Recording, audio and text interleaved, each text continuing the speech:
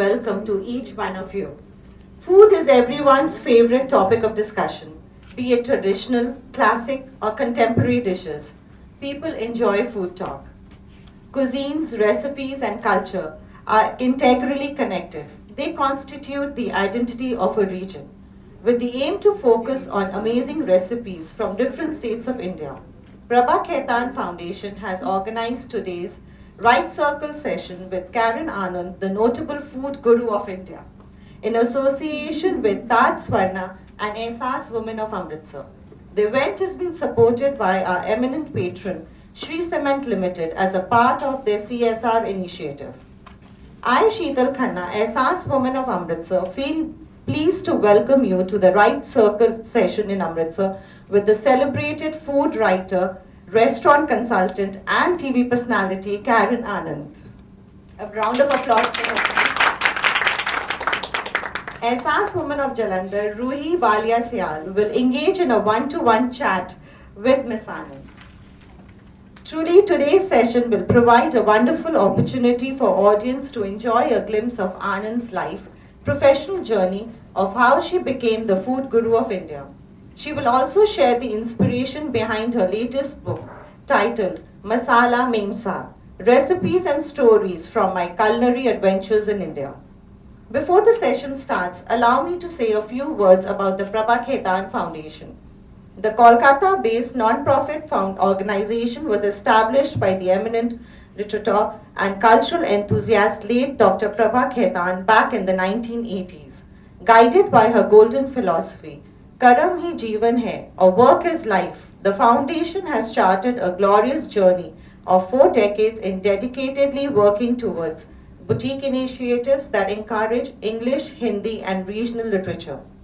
Besides organizing authors' meet and boutique literary festivals, the foundation has always taken the best step forward to serve the cultural aspect of India. The foundation showcases the literary and the cultural diversities of India on the global map and also works towards causes that bolster women's empowerment and social welfare. The foundation is active in more than 40 cities in India and has a brilliant presence on foreign shows. In the best effort to curate fascinating literary, art, and cultural events, the foundation is supported by the eminent patron Shri Cement Limited, distinguished associates and collaborators, and Ehsaas Women of India. In the mission to widen the reach and the readership of English literature, Prabha Khaitan Foundation has curated amazing initiatives. The Right Circle is one of them. The Right Circles is a great platform for authors to connect with niche readers and share their thoughts and views. It gives a global opportunity to showcase their life and literary works, thereby widening the reach and readership of English literature. Allow me now to introduce our guest author, Karen Anand. Ms. Anand was born in Bombay but grew in London and studied in Paris. She has a degree from Sussex University and diploma from the Sorbonne École des Sciences Politiques and École du Louvre in Paris. She returned to India in 1984 and decided to dabble in cooking, until then a hobby, which eventually turned into a path-breaking career. In the late 80s, unable to find a halfway decent European food outside 5-star hotels, she set up a salad bar, first in Pune and then in Bombay. Both were runaway successes and the first of their kind in the country. This was the beginning of what was to be a life of an extensive travel, visiting gourmet shops, markets, and food fairs wherever she went. Anand is a prolific author with 20 books under her belt. Oh my God. This is the 20? I think so, yeah. In conversation with Ms. Anand is Ruhi Walia Sial, Ehsaas Woman of Jalandhar. Walia is a great literary enthusiast besides being a successful professional in a field of work. Without further delay, I would request Ruhi to take over the session and start the conversation with Ms. Anand. Over to you, Ruhi. And before the session starts, a kind request, which of you... Thank you, all of you, for having me here in Amritsar. Welcome, Karen. Thank you. She can just give the mic. Okay. So food is symbolic of love. When words are inadequate, right? I'm sure all of you sitting here in the audience are food lovers. Well, that's an understatement. Amritsar, they are foodies. So you're going to have a very engaged audience today, Karen. And being food lovers, I feel there are two categories, you know. One are those who love to cook for themselves and their loved ones, so much so that it's therapeutic for them sometimes. And the other category is of being simply a Jewish princess. Well, do you know what that means? Karen, would you like to tell them what that means? Yes, of course. Since we both discussed it. Yes. So, the Jewish princess, if you don't know, I'm sure you do. Have you seen that series on Netflix or Prime Video called The Marvelous Mrs. Maisel? Yeah. Well, she's a Jewish princess. So it's young Jewish women who, first generation after their parents, emigrated from Eastern Europe, and they did very well in New York, and they became quite entitled to a lot of things. And so the joke is, which I love, is what does the Jewish princess do when she's hungry? She makes a reservation. Absolutely. She makes a reservation. And nevertheless, with both these categories, the deliverance, with both these categories, they have, amazing palettes of, they love it. And they love food, right? So, nevertheless, the deliverance of a chef like Masala Mem Sahib's culinary memoir of various cuisines and recipes is essential, right? So, that's Masala Mem Sah for us. Yes. So Karen, I'm going to take you back to your childhood, Okay. right? What were you like as a child, and when did this love for food kind of journey begin? Because this has to be very deep-rooted, was it? When I look back, when I was doing the book, I found that a lot of things that my parents said to me resonated, and obviously they became important, especially about food. We were talking earlier, I can't remember who, I've met so many wonderful women, about going in London, going to Southall, which is, Punjabi area, and when I was young, we didn't get Indian food or Indian ingredients where I lived. And so my parents did this my father did this sort of weekly shop in Southall for mutton, because that was goat, and we didn't have goat in the UK, it was all lamb. And my parents found lamb smelly, and to the mithai shop, and to get dhania, and all sorts of little things. So I do remember these things, but I don't think it made me into a food person. But I think it formed part of my collective memory of food, for sure. And my parents, as I've said in the book, which you'll read hopefully at some point, my parents bickered a lot because my mother hated to be in the UK. She didn't want to leave India, and my father persuaded her it would be the best thing for us and for our education and so on. She had a very comfortable life in India, and then she had to go to this cold, bleak country, which she knew because they'd come before for 6 months, but they'd come on holiday. Big difference to cooking every day. And then she came to settle, and she had to cook every day, poor thing. And she hated to cook. So when people sometimes ask me, did you get this from your mother? No. My mother didn't cook at all. In fact, the joke in the family was that my mother had shares in Marks and Spencer's because she used to go into Marks and Spencer's and buy some food item every day. And so it wasn't from her, although she laid a beautiful table, a lot of courtesy Marks and Spencer's, and John Lewis, that had beautiful crockery and cutlery, as we all know. But she didn't cook herself, because I think it was part of that, post-war generation that found cooking a burden. And you can't blame them. My mother-in-law was exactly the same. My mother-in-law was probably worse, because my mother had to do something in the UK, right? My mother-in-law in India, I don't think I ever saw her in the kitchen. And she had, good cooks, so lucky for her. But she had no knowledge of things either. I would do something silly like corn, and she said, "Oh, yellow American corn is now available in India." I said, "Well, it has been available for about 15 years, but she never went to a bazaar, so she never, So the cook, we call them bais in Maharashtra, so the cook at home, or the khansama that she had once, got, vegetables delivered to the doorstep. So nobody ever went to the bazaar. It was a very kind of strange feudal system. And so she never knew that this existed. She never knew what the fish market looked like. So where did I get all of this? I don't know. Partly, as we've talked about earlier, it was Paris. When I went to Paris at 18, I had been to France from London because it wasn't very far away. My parents wouldn't let me go, as Indian parents, wouldn't let me go any further. Paris was exotic enough, and they would let me visit France if they knew the family and so on. But now when we send our children to Vancouver and Australia and without thinking about it, in those days it was a big deal. My parents came to visit, and it's only a 1 hour flight, Paris to London. But Paris really woke me up. Oh, lovely. This is lovely. So what came first in your life? Being a chef or being a writer or food critic? What came first? So I must say when I'm you not, started I'm this not a journey? chef. I'm not a chef. I have not studied in culinary school. Of course, I've joined people where I felt my knowledge was lacking. So I went off and worked for a few weeks, not more than that, in a Michelin restaurant in Paris because I knew the chef. They were aghast.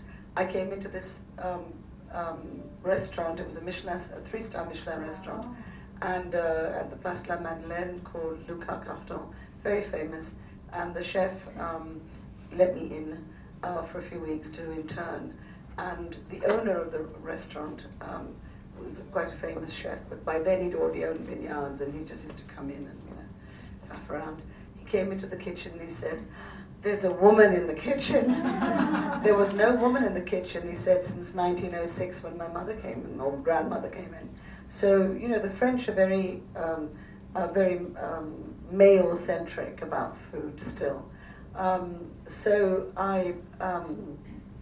we're getting back to your question. So I think Paris did that for me. So I would say I'm not a chef, but I love cooking, and I think my strength is to be able to write it down. And I am a writer by, not by profession, but by passion, but that's my first love, and that's what I first started doing. After I studied and I came back to India, I started doing columns in newspapers and stuff on various subjects, and then got into food. So writing is my first love, but I think it's very important, whatever profession you have, to be able to write things down. So if you can't write things down, it doesn't follow. So like you just said, you started writing to begin with, and then in India, Yes. when you started your salad bar in Yes. Pune, right? I Would you like to started- tell us about that? Sure. And also, how is it you became a food entrepreneur of a sort, right? Tell us about that as well. You were one of the Lots to first tell. ones. Lots to tell. And I must ask you, it's very strange that all these years, I must be one of the oldest women in this profession, but there aren't too many young women doing what I do. And I think that's really a shame, because I think the role of women, I think women have evolved so much in India, look at all of you, in the last 30, 40 years. But I don't see many young women getting into food. More young men. There's a lot of young chefs, but I don't see women. So that'd be an interesting discussion maybe. So my husband then was a filmmaker. We entertained a lot. In Pune we have an ashram, you might know, the Osho ashram. So I had a number of friends there, and they were missing European food. So I started doing lots of salads at home and stuff on the weekend. And there was a general manager of a little hotel at lunch at one point, and I still don't know who invited him, but anyway, he was there. And he said, I think this would be great if you could do a salad bar primarily designed for the Osho sannyasis to come, and and it would be safe, and everything's washed properly and all of that. Would you like to do it? And I just, as I told Rui before, I just say yes without thinking. I said yes. And I have been used to cooking for maybe 10, 20 people, not beyond that. And of course, in a hotel, you're dealing with young chefs who have never seen these kind of salad dressings, or don't know how to wash lettuce properly, or how is an avocado ripe, all these things. I'm talking, late 80s. So it was quite cowboy days in those days. So I started it, and the first day we thought, oh maybe 20 people will turn up, maybe 30 people. So I cooked for about 30 people. I cooked meaning I did salads for about 30 people. And 200 turned out. Wow. And it was crazy. Just word of mouth. All the sannyasis plus friends, and it was crazy, crazy. So we were running up and down. We ran out of food. We had to say no. Then the next day we catered for a few more. And it was only weekends, thank God, so I had Monday to sleep. So I did that, and I sort of learned from various people how to then ramp up, which was learning, right? And which are the kind of things you learn in culinary school and hospitality school. Those sort of things that knowledge I didn't have. I had knowledge of food and certain recipes that I'd learned in Europe, but I didn't have the sort of commercial knowledge, which I had to. With your experience. Yes, yes. And also working in restaurants, like this French restaurant. I think I worked with somebody else in Bangkok for a bit. So when you work in restaurants, you kind of understand. But French restaurants are very different because they have what's called a battalion. So one person takes care of maybe 2 dishes. It's not like India where you have, we have such a hierarchical system in India. It's really sad. And whenever I worked in restaurants or started restaurants, I've tried to break that. Because you get one poor chap cleaning the floor and one poor chap doing something else and somebody else scaling the fish, and then nobody is responsible. Because if something goes wrong, we call Raju ka Raju. So it's always somebody blaming some Raju. So, that fish wasn't cleaned properly. That wasn't something, So what they have in France is, say, for example, there will be one chef, there will be the executive chef, and then there will be sous chefs. And there'll be one sous chef who just does the 2 or 3 fish dishes. He is responsible for ordering that fish, making sure the quality is perfect, making sure the delivery is on time. Often in big French restaurants, even today, the protein, as we call it, will come live. So it'll be live birds, live fish, all of it will be live because you're charging a premium, And if it's dead, it's got to be like, it will have been slaughtered or whatever quite recently. Yeah. Most of you are non-veg, so I can say these things. If you're vegetarian, it's a bit off-putting to hear all of this, but that's how it happens. If it's vegetables, you have to know the farm it's from. So provenance has been part of French culinary history and culture for a long, long time. It has in India as well. Somewhere we've lost it, but it's certainly part of our culture here too. It's just that maybe it wasn't fashionable in the middle. Whereas in France, it's been just part of their culture. So, that's how I learned. And it's been, a fascinating journey, yes. I want to just interject one. Sure. So interestingly, in Amritsar, and the other women can probably attest to that. No, that's fine. I think I'm loud enough, right? Yeah, you're loud enough. A lot of the men would pick up the fish and Subsidy chicken the fish. on their way home. Yeah, even Not in the West women, Bengal. right? Yeah. Calcutta, the same thing. The men used to do. It is now Muslim changed. cooks, the same thing. The male of the family would go because maybe it was the same thing. They didn't want their wives subjected to. Yes, that but kind now of- this has changed, and there are a lot of shops in small cities like course, of ours course. that you can now easily go. Earlier, the only reason men used to go was that the places were not clean enough Yes. and they were not female friendly. That sounds actually quite true. But That's I'll the tell you, truth. since it's the last city on the tour, I can have a bad reputation on the last day. So Mrinal Sen, who was a friend and a filmmaker, you may know. So once he was discussing with me he talked for non-stop. And he talked about film and food. And he said, why Bengali men also buy fish? The women don't go. They don't go. And he said it's because the brothels are right beyond the fish market. And I went, And one day I went to Gariyat with a friend, and the brothels were not far behind. So he wasn't, maybe not wrong. So then the men could have an excuse why this fish wasn't available, I had to go to the next market. So that was his theory. So Karen, I'd like to ask you, you've been an author for 3 decades now. How do you come up with something new every time?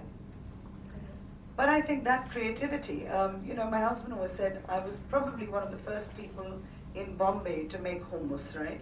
So we all make hummus now, it's quite common. I remember when I started the salad bar, I did a variety of Lebanese kind of dips, hummus and mutabal, and it was all new for India. So I'm talking 88, 89. No, I remember dates according to my children, so I have to think, was my child born or not? So my second one was born in 89, so it was 89, because I remember it was just 3 months old when I started. And I had to run home to feed all the time. So when I started with this hummus business, it was a big deal. And later on, maybe 15, 20 years after, he said, oh, so many people are doing hummus now, everyone's doing hummus, they're copying you. I said, no one's copying me. You copy an idea, it's a recipe. But the point of someone of success and of creativity is that you come up with something new. So, then I started doing a variety of what I call the Levantine table, a variety of things from Turkey and Palestine, and so it moved beyond that. It's fine. It's what you do. You can't say anyone's copying you. It's fine. A recipe is not trademarked. Anyone, and by the way, a recipe, you cannot trademark a recipe. And the only way it's supposed to be tried by everyone, I think. I feel so. Not necessarily. Not everyone loves to If you share. have a recipe, you can give it to anybody, and anybody can try that. Yes. It's So good. nothing is I think trademarked. It's better. Yeah, that's true. Well, not everyone. I have a story about my grandmother that's in the book. Yes.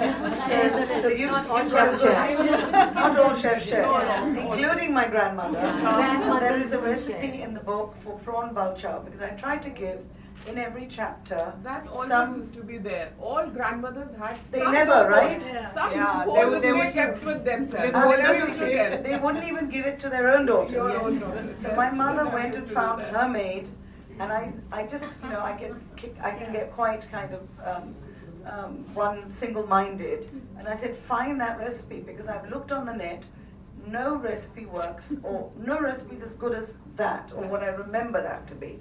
So she did. She found this maid who then worked for her sister-in-law, didn't speak English or Hindi or anything, she spoke Konkani and whatever. Anyway, my mother managed, and she wrote down the recipe. I said, hallelujah. She brings the recipe back, and it's got one hand of this, one pinch of that, and I'm like, this is the days before a phone, no video. So I have no video of the wretched thing. So that was one of the most difficult recipes that I did. No measured spoons. No, I had to also. do it about 7 times to get it right, because one day your hand is different to my hand, right? So one day there's this much, so then I measured by cups. But even that was a little bit, higgledy-piggledy. But that was one of the most difficult recipes, because I had to get it right. It took me like a weekend of a lot of prawn balchao to get it right. So I'm not passing my recipes to my nieces. You're I'm not? not saying, please this. I said, okay, you eat with me whenever you want. And I'm compiling a book of my twists and turns. You'll get it when I die. But you are writing it down. When I die, I am writing them down. But you're writing them down. Yeah, I have a Right, so diary, somebody will get so them at that some will be point. passed on, yes. Pass it on to generations. And they can fight for it, I don't know. No, but these grandmothers never wrote it down. They never told anybody. Or they Grandmothers told used to lies. say, जब खानी होगी बता देना. हाँ. They Or used they to told say they told lies. typically. Yeah, they But that works for typical. people like Yeah. I'm only It's fine. Batawing people. You can cook for us. But that's the lure to lure your family to you and want to eat with you. No, it's not. It's all about ego. All these women have huge egos. It's primarily a lure. Not you, but I'm saying these old ladies. I think it gave them validation. Also, You yeah, know? so I think being wanted for something Absolutely. specifically special. Yeah, I think it's validation. Nowadays we don't need it. We do other things. It's fine. Yeah, that's true.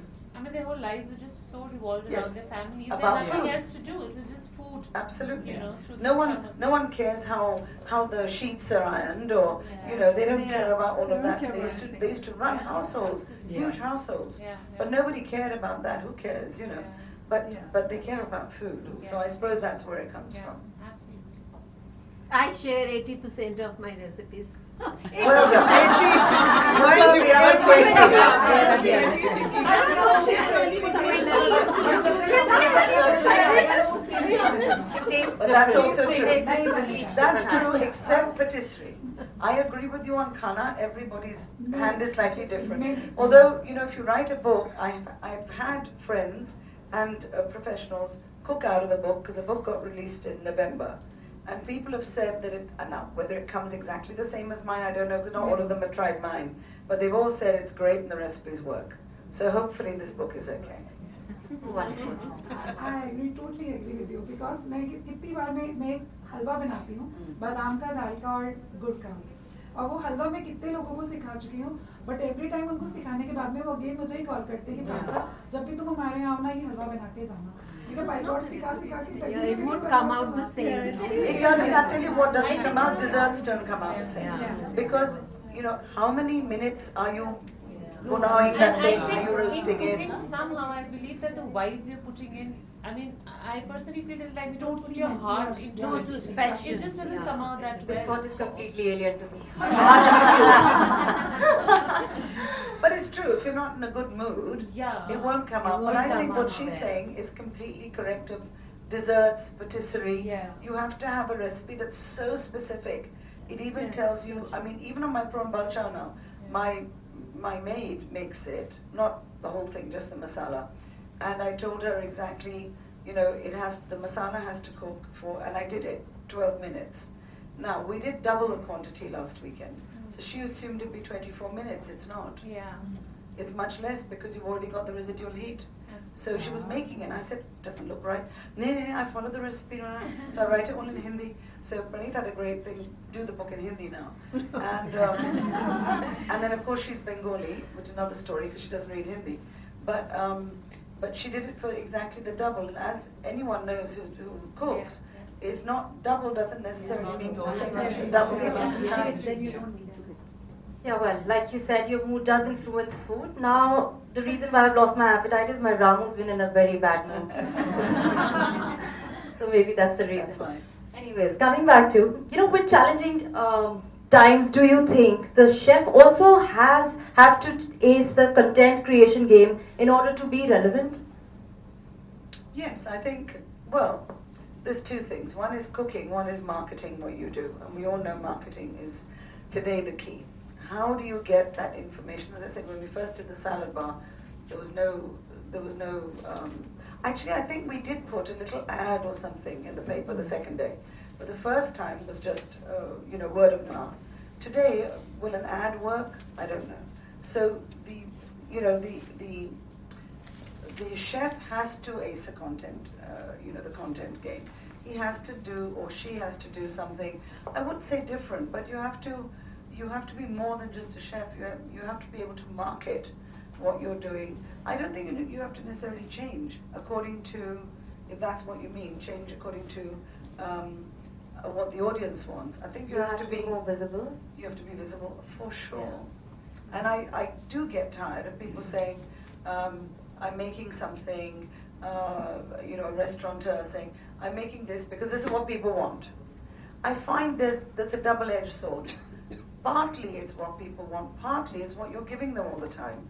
You know, maybe people would want something different, but if you're not exposing them, so I always tell restaurateurs, if you're doing a multi-cuisine restaurant, try every Friday doing a special of this or that or whatever, and see if people take to it. If they take to it, you've got you're one up on your competitors. If they don't take to it, well, fine, you've lost one evening. It's not a big deal. But they don't do it. I find they don't do it. And that really separates, as they say, the men from the boys.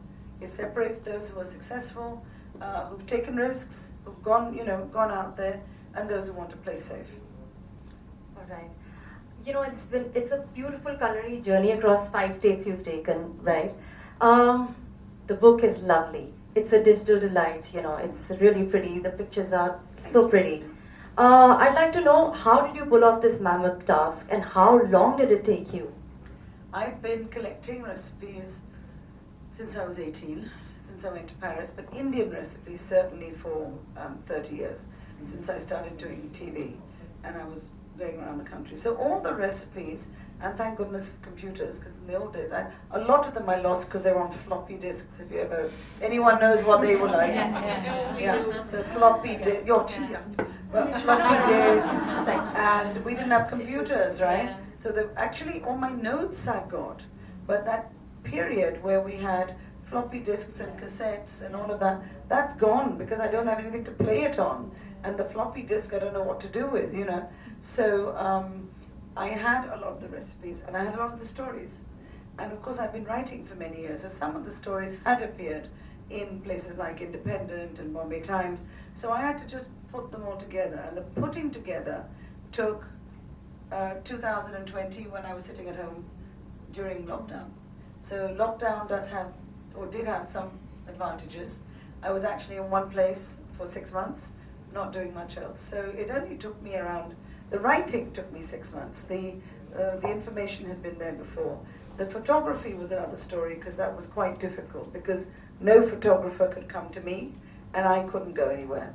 So I eventually hired a couple from Calcutta. He would do the photography and she would do the cooking because we couldn't work in any other way. And so I chose this couple because of that.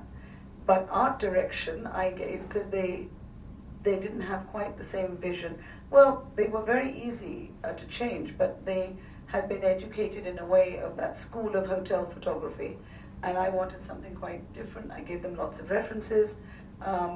Every photograph, unfortunately, we could only work after 9 p.m. because they had 2 young children, no children at school in 2020. So they had to wait till their children went to sleep.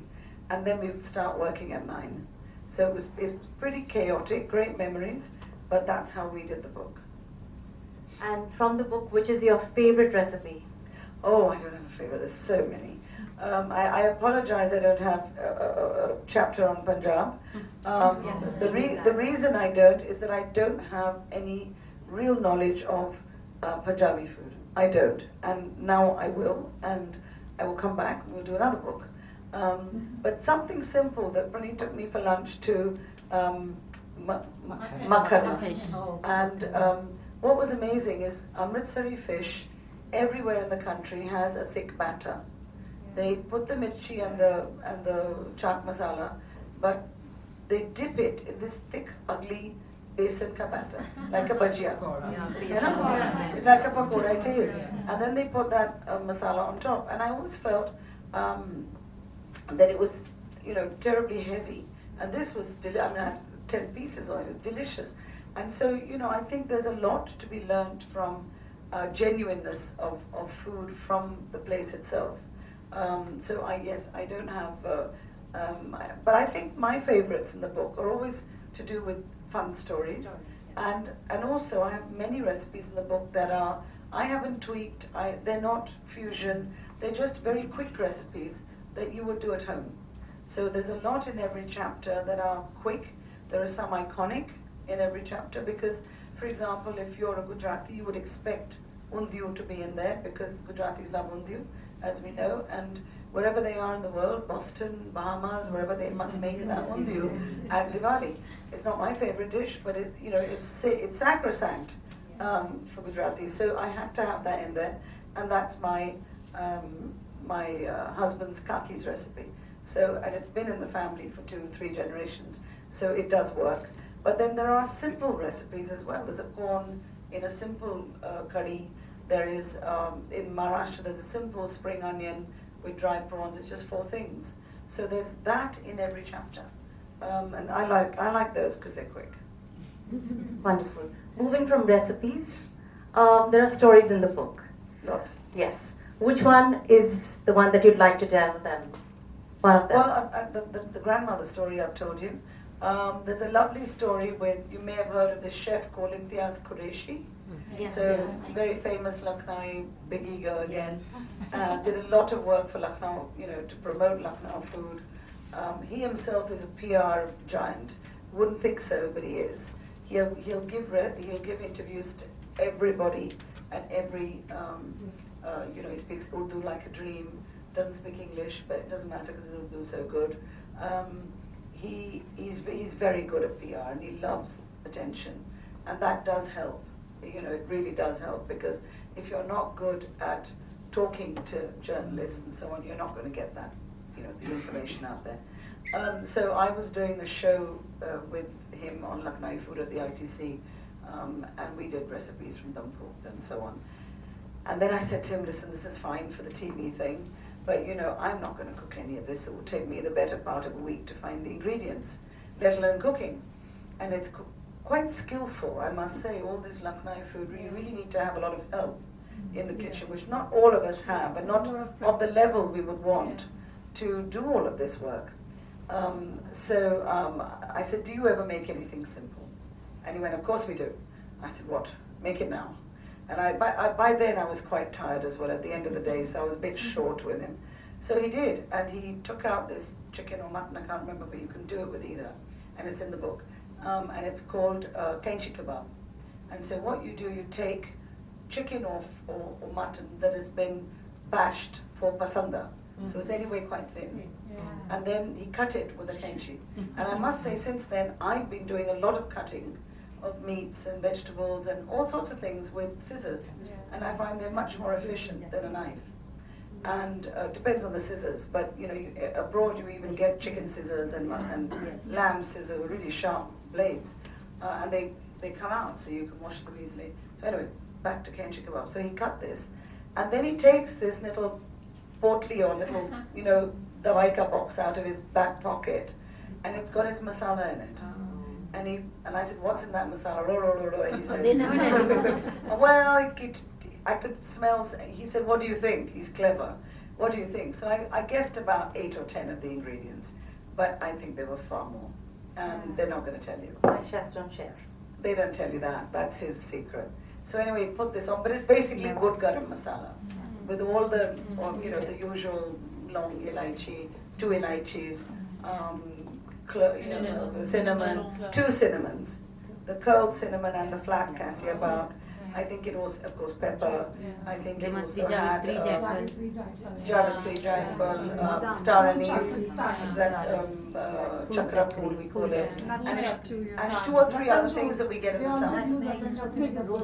It had rather, maybe, but it had also this other thing that we call, I couldn't remember the name. It's like a stone, and then they shape it. Nutmeg. No, not nutmeg. Nutmeg, of course, is in there. Stone flour? Yeah, stone flour, but I can't remember the Hindi name. Dagar pul, exactly. And we get that in the south a lot.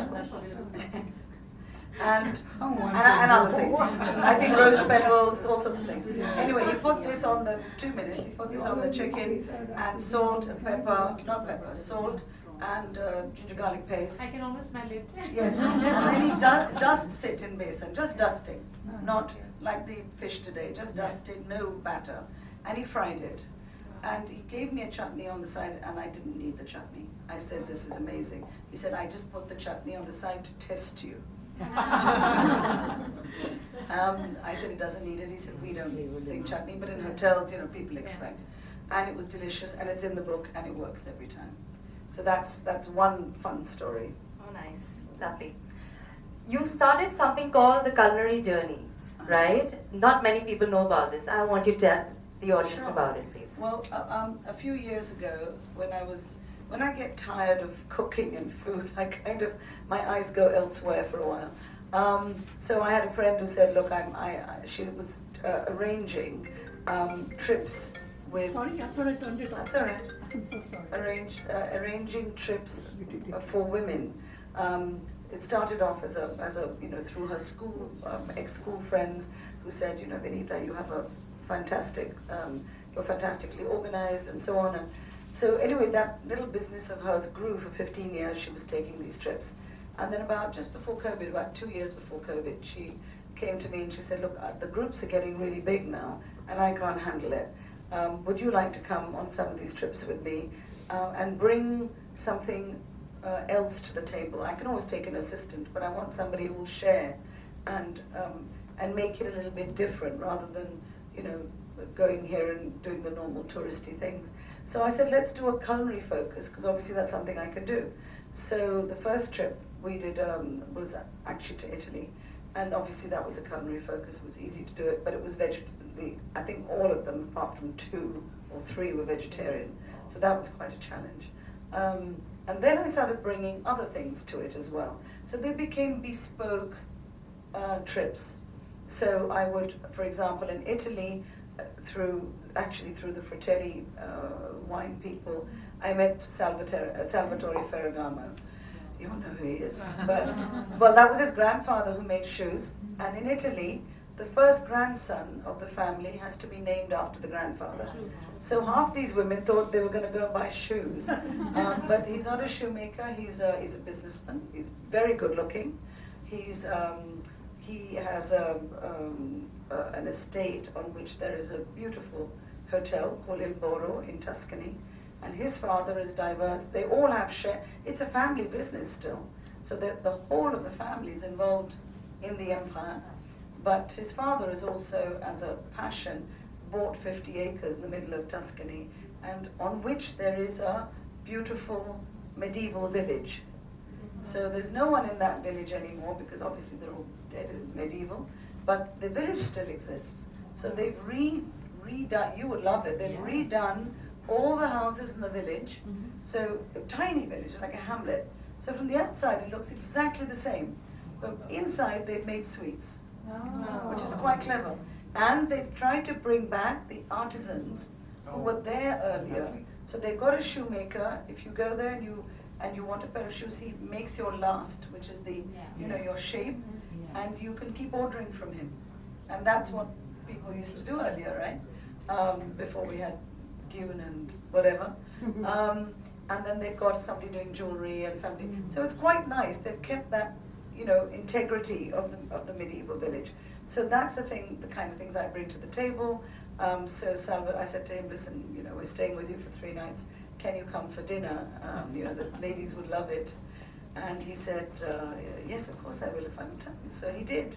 And what was hilarious is that all these ladies throughout the trip, everyone's wearing their track pants and their t-shirts and their kids. That evening, you should have seen them. It was like the red carpet.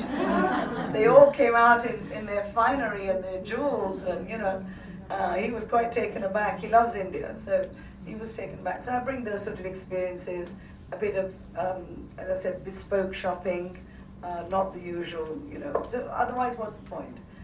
We did on the Italy tour, we did a talk with Francis Mays, who's written that lovely book Under the Tuscan Sun. You might know the movie. So we do a little bit of cultural, literary, fashion. There's a nice man involved somewhere that's good looking. That helps, right? And that would be what country? So I've done Italy. I've done France. France was a small trip at the beginning. I've done Uzbekistan 3 or 4 times. I'm taking one in April. Oh, wonderful. And we just closed it this morning, so that we can't take any more people now. So, but I can do it anytime. So there's a group of you that want. I've done the British countryside last year, which was fun. It surprised me because it was a bit more expensive, and I thought, oh God, who's going to pay this? Because it was expensive, and the hotels are much more expensive in the UK than anywhere else. But we had to say no to people. So they were very keen on the countryside. I was quite surprised because they come. I don't know about you, but if people travel, they go to London, and then they maybe go to somewhere they know, or they'll take a weekend off to Bath or to Winchester or to somewhere. But it's very difficult to travel around England, even though I lived there for a long time. It's very difficult to go from Warwick to Edinburgh to everything it revolves around London. So you have to go back to London and then take the train again, so if you go to go around the countryside, you actually need a coach or a car to take you around. It's very badly connected otherwise. So that was very popular. You've dabbled so much: travel, cooking, curating. These restaurants in London. I'm old. I've done lots of things. She's done a lot. Yes. Time short. I think we'll open the floor for question answers. Anyone from the audience? 100%. इतना मतलब like कि enjoy So the book. And many. पूरा पढ़ना पड़ेगा. Yes, definitely. Yeah. So I want to know what brought you to India. I mean, like you A man. Ah. No, actually he didn't. What brought me to India was a grandmother who said she was unwell. So my parents said, you're not working, the rest of us are busy. You go and see if she's okay, really, because she was a bit of a drama queen. And she just wanted a little attention. She was fine. And then I met Mr. Anand. There you are. I love the title of all your books. Thank It you. was like simple cooking for Yeah, that was smart fun. men. Smart men, Simple desperate cooking housewives. For women. And for the And then for desperate housewives, Yes. there was The Desperate like Housewife was really because Desperate Housewives was on television Yeah. at the time. And it was just because I felt there were so many women, like Rui says she's not she's not interested in cooking. But that it doesn't mean that you can't set a great table. So it was really situational, Desperate Housewives. How do you cope with So rightly Yeah. picked up the title. I think how do you cope with in-laws coming for dinner? A children's party. All of these things you don't have to cook, but it's nice to know how to put it together, right? Yes. Yeah, something I've been thinking of is that you told you started with restaurants like Salad Bar. So back in the 80s, you started with Lebanese or something. These days we're cooking like everyone's Everybody, cooking yeah. Lebanese at home also. But back then, did you have any responses like how did the people react? I that's think a very good 80% question. people didn't Yeah. even know about it. Yeah, The but avocado and this yeah, thing. yeah. Most people didn't I even think know. I started in Bombay. It's very different to Amritsar. Exactly, Yeah. exactly. So Bombay obviously was a big help. A lot of people not a lot. Let's be clear. It's privileged classes, all that. Were traveling, not as much as they're traveling today, but certainly people were traveling. And when they got back, there was nowhere. Even in Bombay, there was just that trattoria in Taj, President. And I think Oberoi had some European restaurant, but it was a bit fine dining. And that was it. I think, we didn't have really standalones and all of that. So it was I just did what I knew. But it was not really a calculated risk, but it was a risk. But I just hoped people would like it because they came home and ate it. And that was the key is, would they pay to eat it? Everybody loves your food when you come home. Would you actually pay money to eat in a restaurant? And when they do, that's success. So I've just done things I know. But yes, I did have an audience. I met a restaurateur a couple of nights ago, and he said, we don't want to do this because we don't want to risk it. We don't want to do that. We don't want to. So I understand that, but you have to put it out there. You have to take some risk. And possibly the city culture works. Oh, in a city, it's different. Of course, it's different. It's a big city. I've seen in small towns like ours, restaurants starting with just salads or just Chinese, they've shut down badly. They I had understand to that. put Punjabi food. I understand, but look at the amount of ladies today I met before who make all these cakes. All of you, with all your cheesecakes and this and that. Now, come on, where was cheesecake 20 years ago? You think anyone in Amritsar would have looked 20 years ago? So things are changing. Yeah, I think it is. What is your population here? 12 lakhs. Yeah. Yeah, so Bombay is what, 40 million? Yeah. So the percentage I'm talking of the city, the district is about 30. Yeah, but it's still quite small.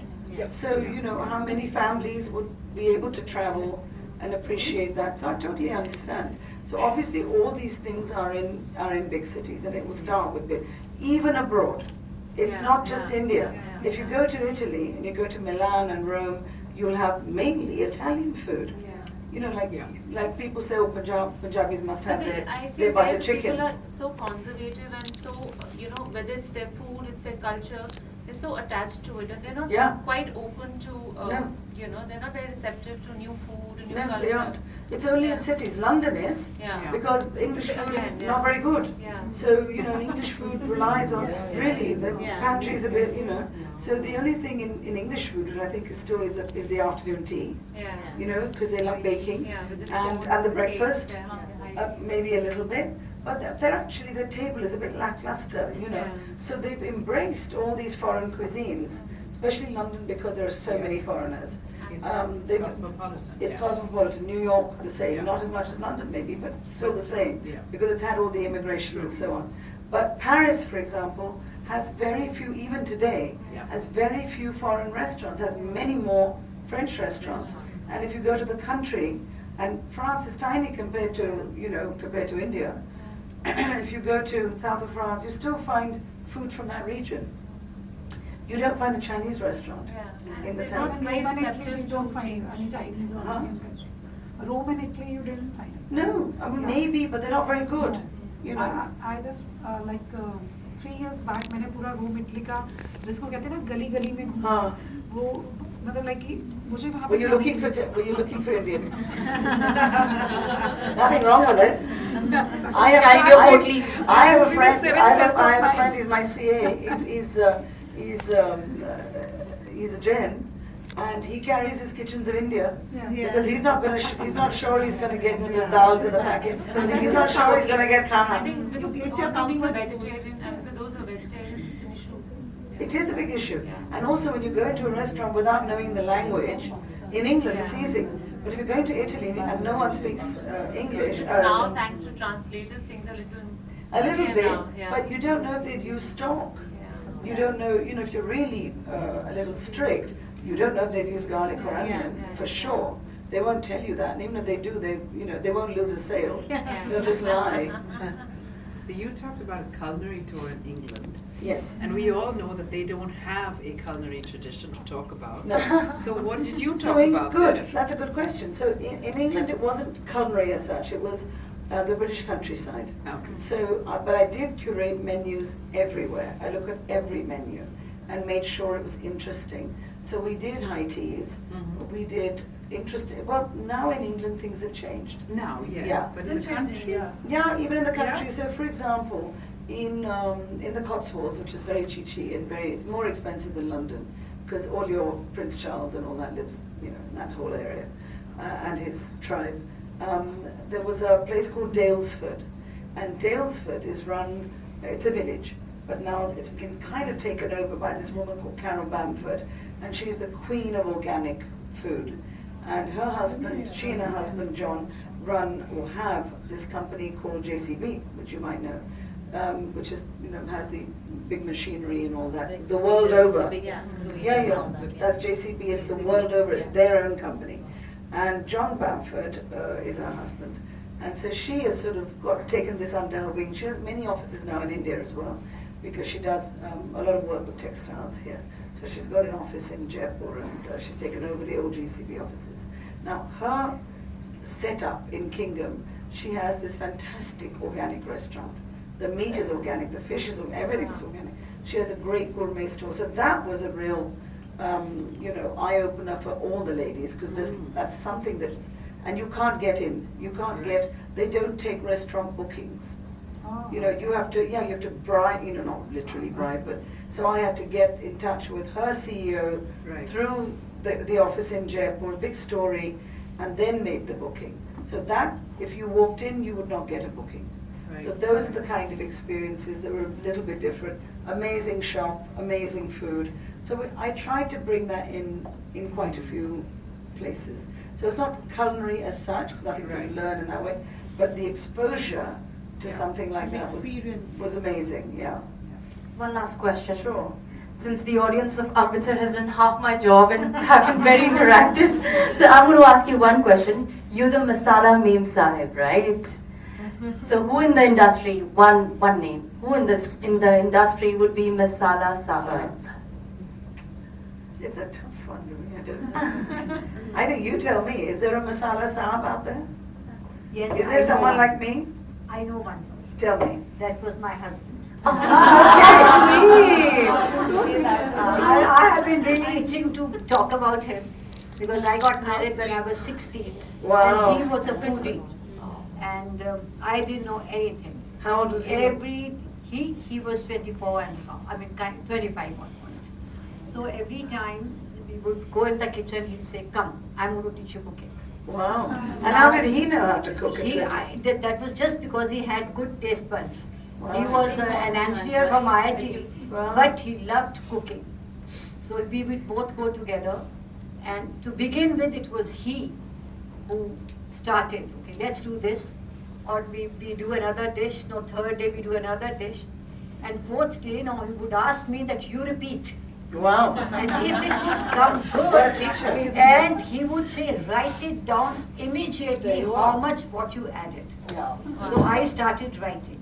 After about 8 years, I think I became a good cook, and I started with cookery classes. Wonderful. And the name of that he gave was the Gracious Hostess Cookery Classes. Wonderful. How lovely is that? And What a great story. we did that I did it for 10 years. Every day he would go and do my shopping part.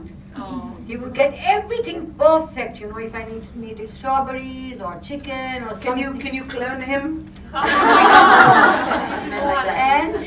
And after that, he said your recipes are so creative. One thing which he taught me was that whatever you have lying in the kitchen, you should create your recipe from there. Don't go running looking for corn flour, send somebody to the market, get this, get that, get that. So then we started doing, if you don't have tomatoes, use imli. If you don't have imli, use amchur. If you don't have that, use lemon. So create what you have in the kitchen, and that's what I do till now. And my children do it the same way. My son lives in Paris from last 20 years. He says, Mom, wherever I go, in whatever French restaurant, no one can cook better than you. Wow. So then my husband, during this lockdown, he said I had started writing a book long ago, and he encouraged me, and then he made sketches with each recipe. Oh, that's beautiful.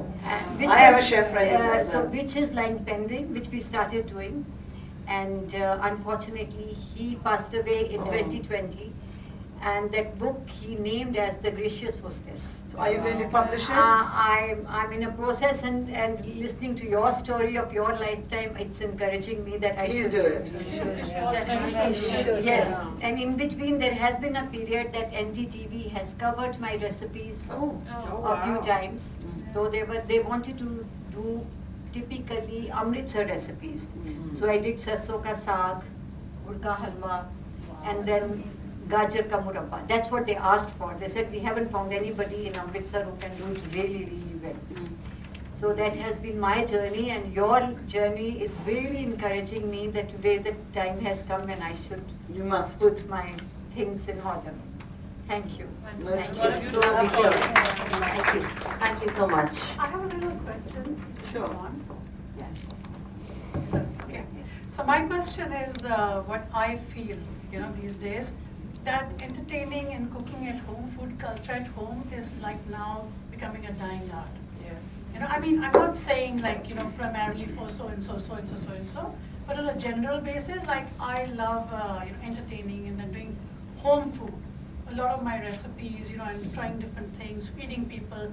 So just today I had an Instagram story posted that food is my love language. So, I feel that's a dying art, and these new generations, I think they'll be eating out of restaurants just like the West. So how I can agree we with you. sort of I- change yeah, that? it is I'm sad. trying that. Like I told you, I said I keep telling my nieces I'm trying to lure them. So inculcate You have a to sense bribe of them. food. I would bribe my own children. Whatever works. So they just spent a weekend with me, with a couple of their friends. So I literally fed them just to sort of, in my own way, inculcate a sense of food and also. And I think that's important for us. Yeah, but it is We have to dying do out. it. I feel sad because even over here, friends say, okay, let's meet, let's go out, split the bill, off you go.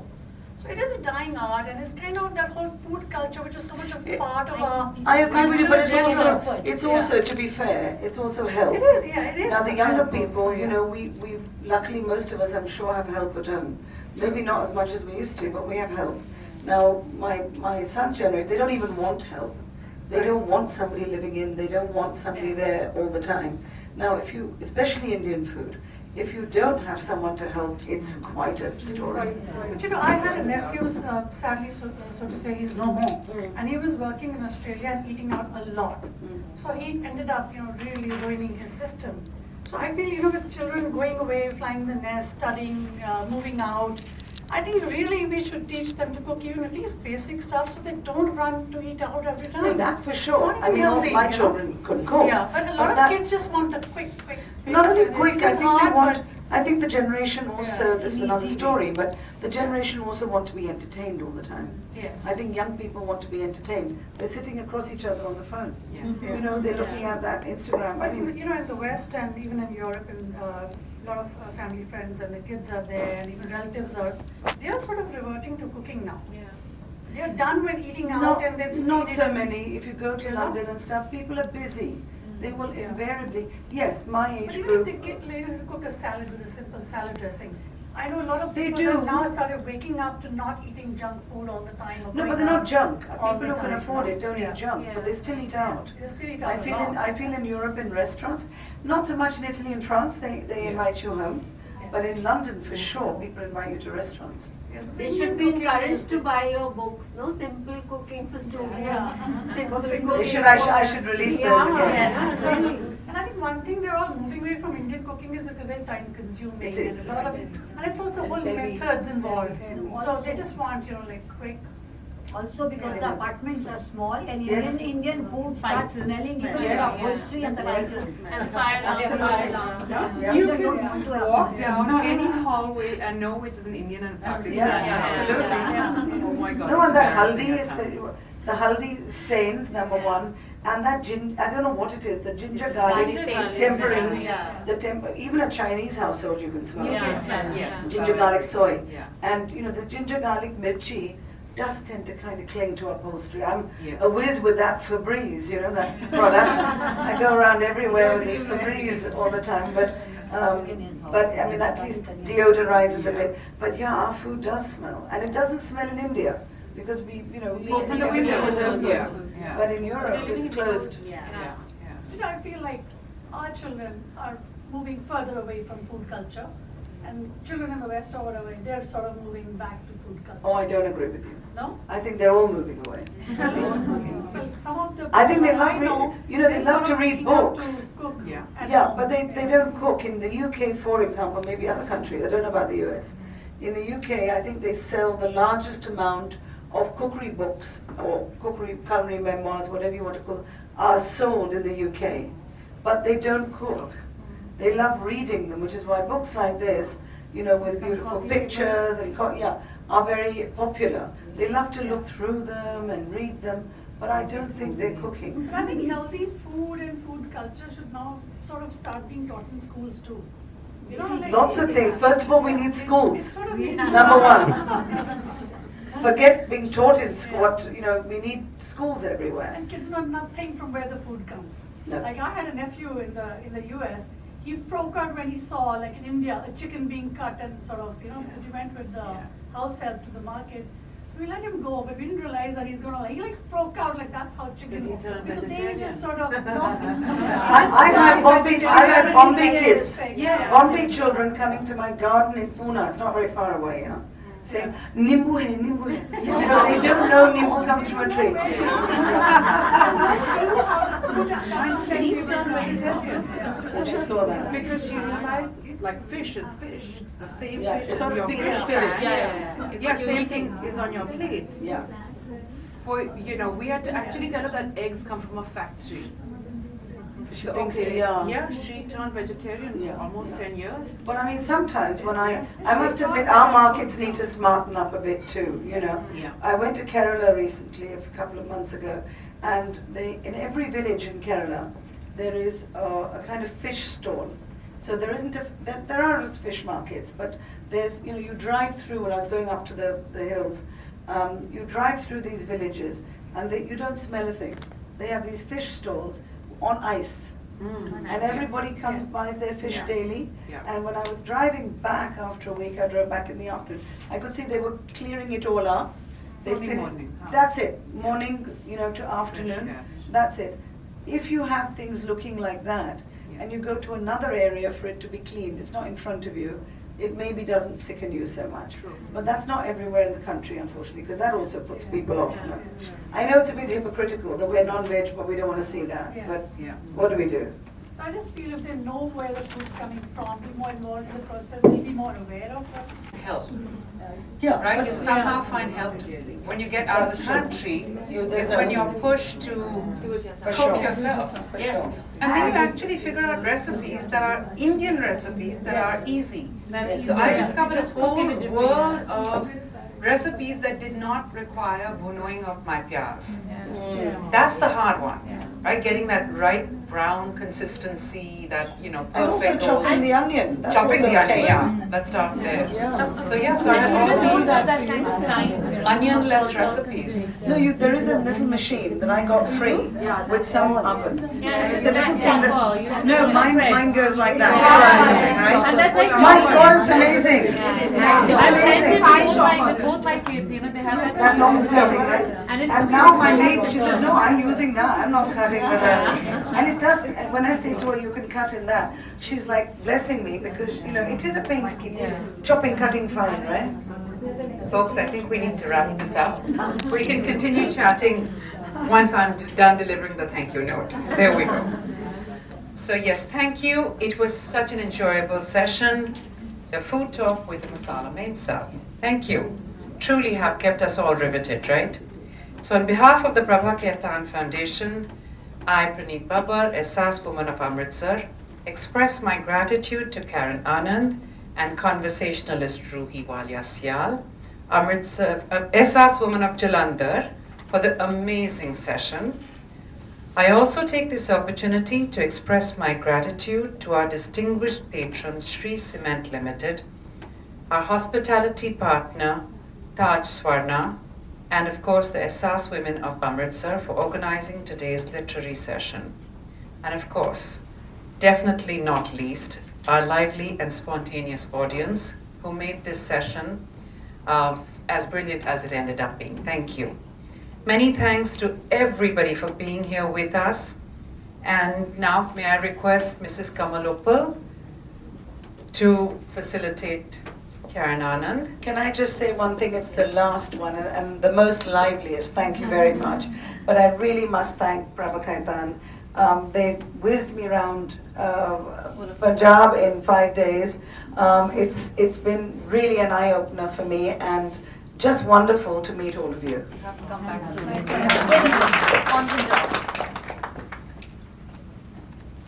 Was that your first trip to Punjab? It is. Shameful, right? Oh, thank you. How pretty is that? Lovely. Thank you for being with us. Thank you. And giving us this wonderful joy to hear you. Thank you. Yes, come. That's so pretty. It was still I love it. we face the camera that way. Which way? Oh, there's one.